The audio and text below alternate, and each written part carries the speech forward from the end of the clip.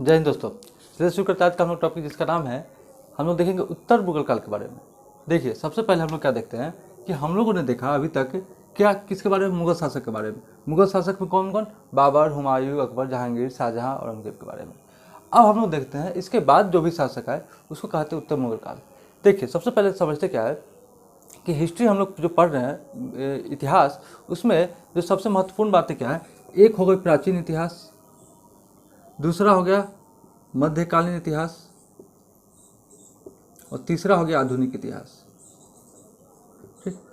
प्राचीन इतिहास में मुख्य रूप से जो हम लोग देखते हैं उसमें हिंदू का शासन था, हिंदू राजाओं का। मध्यकालीन इतिहास में जो देखते हैं उसमें मुस्लिमों का शासन था। तो यही हम लोग पढ़ रहे हैं मध्यकालीन इतिहास, और इसमें किसके बारे में पढ़ रहे हैं? मुस्लिम का जो शासन था उसके बारे में। तो इस्लाम का जो, मुस्लिम का जो शासन था उसके बारे में जब हम लोग पढ़ रहे हैं मध्यकालीन इतिहास में, तो हम लोग देखते क्या है कि 622 ईस्वी में जब इस्लाम धर्म की स्थापना होती है, उसके बाद से जो शासक आते गए, मोहम्मद बिन कासिम, गजनबी, गौरी, तो इस तरह से क्या भारत पर आते गए, आक्रमण करते गए। तो उसी समय में जब देखते हैं कि मोहम्मद गौरी जब भारत में आकर आक्रमण करता है और अपने गुलाम, जिसको कुतुबुद्दीन ऐबक के नाम से जानते हैं, उस गुलाम को जब भारत में छोड़ जाता है, तो वही से क्या होता है, दिल्ली सल्तनत की स्थापना होती है। तो जो हम लोग देखते हैं कि मध्यकालीन इतिहास में मुस्लिम का शासन देखते हैं, तो इसको क्या किया गया है, दो भागों में बांटा गया है। दो भाग में क्या, एक दिल्ली सल्तनत और दूसरा मुगल साम्राज्य। जब मोहम्मद गौरी का जो गुलाम था कुतुबुद्दीन ऐबक, उसने आकर के क्या किया, सबसे पहले गुलाम वंश की स्थापना की, और वहीं से क्या होता है, दिल्ली सल्तनत शुरुआत होती है, जहाँ से बारी बारी से वंश के शासक जो है, अलग अलग वंश के शासक आते गए, शासन करते गए। तो उसी क्रम में हम लोग क्या देखते हैं कि दिल्ली सल्तनत में 1206 से लेकर के 1526 तक की जो घटना रही, उसको दिल्ली सल्तनत के समय में देखते हैं, दिल्ली सल्तनत के शासक से संबंधित है। और 1526 से लेकर के 1857 तक की जो घटना देखते हैं वह मुगल साम्राज्य से संबंधित है। अब इसमें समझने वाली बात क्या है कि दिल्ली सल्तनत, जो मुस्लिम शासन दो भागों में बांटा गया है, एक दिल्ली सल्तनत और दूसरा मुगल साम्राज्य। दिल्ली सल्तनत में गुलाम वंश, खिलजी वंश, तुगलक वंश, सैयद वंश, लोदी वंश, इन 5 वंशों ने क्या किया, बारी बारी से शासन किया। हम लोग शासन क्रम देख सकते हैं 1206 से 1290। सबसे अधिक शासक जिस वंश से बने वो गुलाम वंश, जो हम लोग पहले पढ़ चुके हैं। इन सभी के बारे में हम लोग क्या करते हैं, पहले पढ़ चुके हैं। सबसे अधिक शासक इसमें रहा, सबसे कम समय तक जो वंश चला वो ये रहा, सबसे अधिक समय तक जो वंश चला वो ये रहा, सबसे कम महत्व का, सबसे कम महत्वपूर्ण, जिसमें कुछ विशेष बातें ना रही, वो सैयद वंश रहा। और सबसे कम यहाँ सबसे कम जो शासक बना वो लोदी वंश का है। और इसी 1526 में जब बाबर और इब्राहिम लोदी के बीच युद्ध होती है, और उसी युद्ध के बाद जब इब्राहिम लोदी हार जाता है, तब क्या स्थापित होता है, तब स्टार्ट होता है मुगल साम्राज्य, यही 1526 से। जो 1526 में देखते हैं कि बाबर और इब्राहिम लोदी के बाद युद्ध होता है, जिसके बाद क्या होता है, मुगल साम्राज्य की स्थापना होती है, और उस मुगल साम्राज्य में बाबर क्या बनता है, शासक बनता है 1526 में। हम लोगों ने पढ़ा कि 1526 के बाद 1530 में बाबर की मृत्यु हो जाती है, खानवा का युद्ध। तो यह जो 6 शासक बने, जो मुगल साम्राज्य में जो 6 शासक देख रहे हैं, बाबर, हुमायूं, अकबर, जहांगीर, शाहजहां, औरंगजेब, इसके बाद भी अन्य शासक है, बहादुर शाह, जहांदार शाह, फर्रुख शाह, ये सभी अन्य शासक है। लेकिन यह जो 6 शासक रहे, यह एक महान शासक के रूप में जाने गए, इसीलिए इसको पूर्ववर्ती मुगल शासक बोल सकते हैं, या मुगल साम्राज्य बोल सकते हैं। और यहाँ उत्तरवर्ती मुगल शासक ही सही रहेगा, ठीक ना। पूर्ववर्ती मुगल शासक ये रहे, इसको मुगल साम्राज्य को 2 भागों में बांट दिया, पूर्ववर्ती और उत्तरवर्ती। 1526 से लेकर के 1707, यानी बाबर से लेकर के औरंगजेब तक की जो घटना रही, उसको पूर्ववर्ती मुगल काल, और औरंगजेब के बाद बहादुर शाह से लेकर के बहादुर शाह जफर तक की जो घटना रही, इसको उत्तरवर्ती मुगल शासक के रूप में हम लोग देखते हैं। अब यहाँ क्या देखते हैं कि 1526 में जब बाबर ने क्या किया, यहाँ पर इब्राहिम लोदी को हराने के बाद क्या किया, मुगल साम्राज्य की स्थापना किया, और यहाँ से क्या किया, मुगल वंश स्टार्ट हो गया। बाबर आया, 1526 में आया, 30 में इसकी मृत्यु हो गई। हुमायूं आया, हुमायूं क्या किया, 15 साल तो निर्वासित जीवन जिया, ठीक। फिर 55 में आया, 56 में क्या किया, हुमायूं की मृत्यु हो गई। फिर अकबर शासन किया, सबसे लंबे समय तक किसने शासन किया, अकबर ने। फिर जहांगीर आया, फिर शाहजहां आया, इसको तो कैद कर लिया गया था। औरंगजेब के देखने कट्टर नीति के कारण, जो पिछले वीडियो में हम लोग देखें, औरंगजेब के बारे में 1707 में क्या होती है, 3 मार्च 1707 को इसकी मृत्यु हो जाती है। इसकी औरंगजेब की। जब औरंगजेब की मृत्यु हो जाती है तो इसी औरंगजेब की मृत्यु के बाद जो भी शासक आए, यानी कहा जाता है कि इसी औरंगजेब की मृत्यु के बाद मुगल साम्राज्य जो है सो पतन होना शुरू हुआ। क्योंकि मुगल साम्राज्य हम लोग 2 भाग में देखते हैं, एक पूर्ववर्ती एक उत्तरवर्ती। पूर्ववर्ती में क्या 1526 से 1707 तक की घटना यानी औरंगजेब तक की घटना को देखते हैं, और औरंगजेब के बाद जो है जो भी शासक बने इसको उत्तरवर्ती मुगल शासक के रूप में देखते हैं। और यह जो रहा, यहाँ से क्या हुआ, औरंगजेब की मृत्यु के बाद मुगल साम्राज्य का क्या हुआ, पतन होना शुरू हो गया।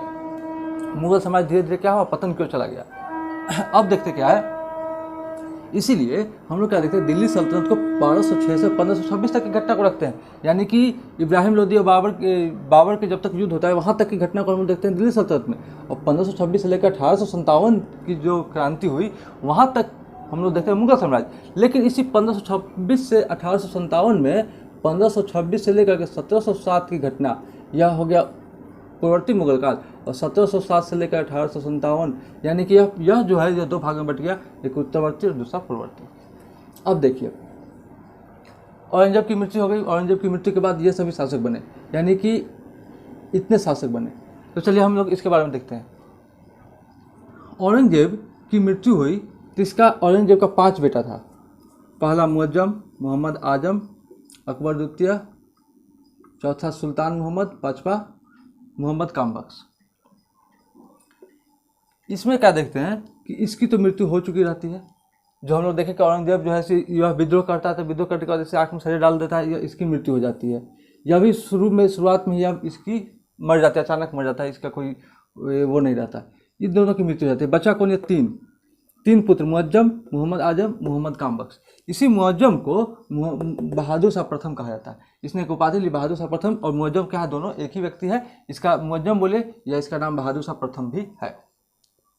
अब देखिए, औरंगजेब के जो पुत्र थे वो बचे कितने, 3 पुत्र। अब इस तीनों पुत्र में क्या हुआ, मुअज्जम और मोहम्मद आजम, इन दोनों के बीच युद्ध हुआ, जजाओं का युद्ध। इन दोनों के बीच युद्ध हुआ, लड़ाई हुआ, किस लिए, उत्तराधिकार के लिए, कि हम शासक बनेंगे तो हम शासक बनेंगे।